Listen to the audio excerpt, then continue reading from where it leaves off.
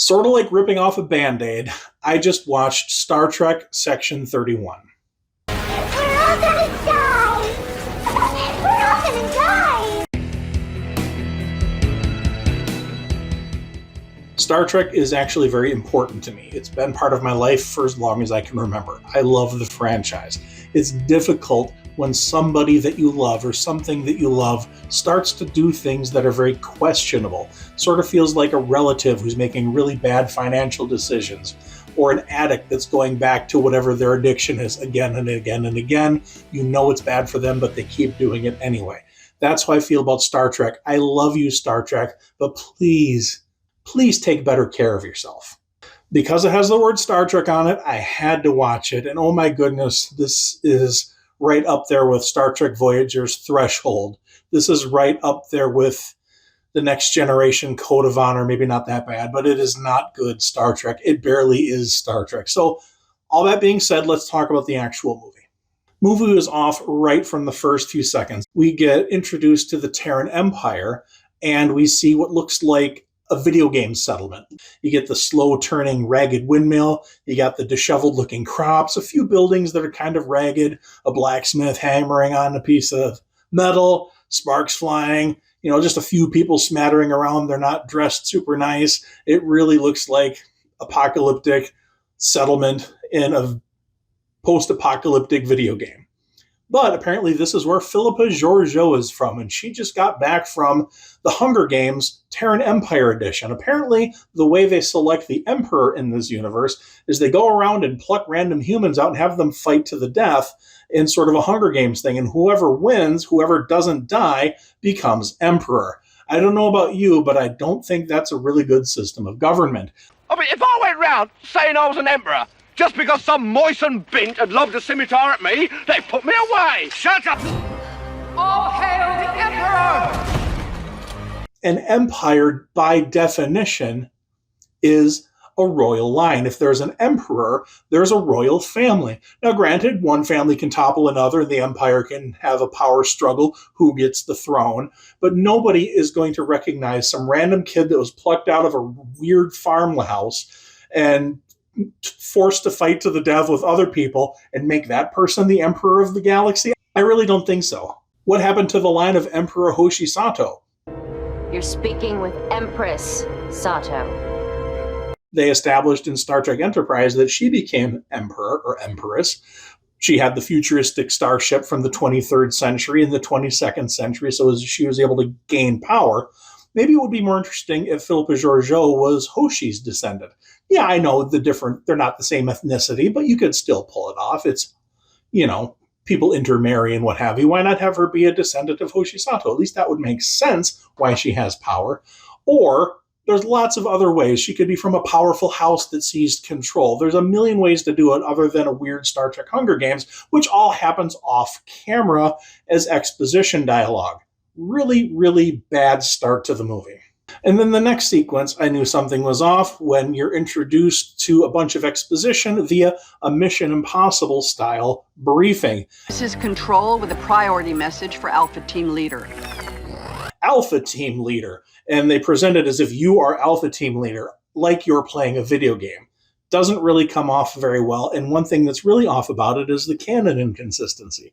In Star Trek Discovery, Philippa Georgiou, the Emperor, went to the far future with the Discovery, and she went through the Guardian of Forever to places unknown. In this mission briefing, they show that happening, but this is in the 23rd century where they shouldn't know that she went through the Guardian of Forever. They definitely wouldn't have footage of it having happened 900 years in the future. But anyway, that's probably for our benefit as the audience. You have to speak to the lowest common denominator and explain things, and the exposition in this case, I guess, was necessary. But showing the Guardian of Forever 900 years in the future from when this took place didn't make any sense. There is one other inconsistency I failed to mention in my original recording, was that Control was the artificial intelligence threat assessment system that Section 31 used during the second season of Star Trek Discovery. They had to bring it 900 plus years in the future to prevent it from destroying all life in the known universe. The Section 31 movie takes place after Control was neutralized, so they really shouldn't be using the word control. So we get to our team of spies, our Section 31 heroes or anti-heroes. They have a mission to go get Philippa Georgiou, but Philippa spots them immediately. And when that happens, they have a little montage showing what their plan was, very much like a Mission Impossible movie or an Ocean's 11 movie where they show you the plot. They show you how they're going to pull this off, but they show you this little montage after it's already failed. What a cute idea. Once we had you suitably distracted, Quasi would do the other thing Quasi does. Which really makes absolutely no sense whatsoever, and it's a gigantic waste of a very short movie. It's 90 minutes long. You need that time to present the story. And then we get introduced to all the characters, and that takes way too long. The actual plot of the movie doesn't really kick into gear until maybe 25, 30 minutes in. That's too much exposition. That's too much introducing characters that aren't going to matter later. They show us this team, and then they start dying almost immediately. I was excited for the Delton character. We haven't seen a Delton since Star Trek The Motion Picture. My oath of celibacy is on record, Captain. I thought it would be neat to, see a little bit more about what that culture is like. No, she died almost immediately. And Section 31 is so watered down that it's almost meaningless. When we first see Section 31 in Deep Space Nine, they're the super secretive organization working under the radar in Starfleet or in the Federation, just sort of outside the lines of legality. Super clandestine, super secretive, super mysterious. In the 23rd century, which is 100 years earlier, everybody knows about Section 31 and their agents are morons. Mecha dysmorphia. And I may not know what that is, but I'm also not going to take that from you, Quaz, and personally, I'm offended. This movie was really, really embarrassing, and I'm saying that as somebody who loves Star Trek. I've been a fan of this franchise for as long as I can remember. It's embarrassing, but the good news is it really doesn't matter because at the end of the movie, we're right back where we started. The threat is taken care of, the MacGuffin blows up, the portal to the evil universe is closed, Philippa Georgiou is back in her bar where she started, and really nothing is accomplished. There's no element that moves forward.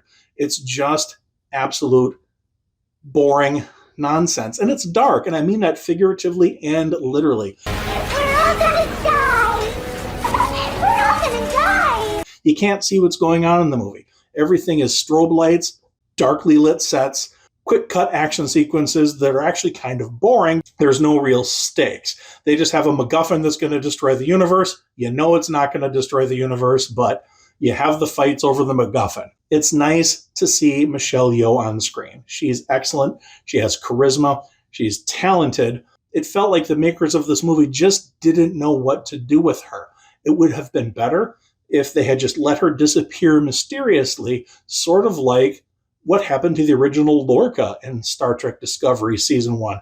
And almost nothing of it seemed like Star Trek. They brought in one character from an episode, Yesterday's Enterprise. That's actually Lieutenant Commander Garrett now. Oh, thanks very much. And if this unit... The captain of the Enterprise C, before she was a captain. But, you're in that lost era between The Next Generation and the original series. There's that gap of decades where you don't really get much on screen. It would have been nice to see one of the red uniforms. It would have been nice to see one Federation starship, something to kind of make it seem a little bit Star Trek-y. Now, granted, it's a big universe. You can do whatever you want in it, but it really just felt out of step with the rest of the franchise. It didn't add anything to the franchise. It didn't even feel like Star Trek, and this is probably the first and last time I'm going to watch this. I don't like being negative. I like to review movies I like. And even when I review silly things that I don't like I just did American Ninja, not a good movie, but I had fun watching it and I had fun reviewing it. This review is painful for me because I love Star Trek so much. I hope they can turn things around. But after seeing this, I'm really apprehensive about the Starfleet Academy show that they're making. I'm really apprehensive about what the next seasons of Strange New Worlds will look like. I'll still watch them and hope for the best. But I'm a little bit more nervous after seeing Section 31 that this is just not going well. More reviews in the future will be a little bit less dour. But hey, a bad movie's a bad movie. I'm not going to lie and pretend it was good. Thank you very much for watching Eric Wilfred Watson's Reaction Lounge. Until next time.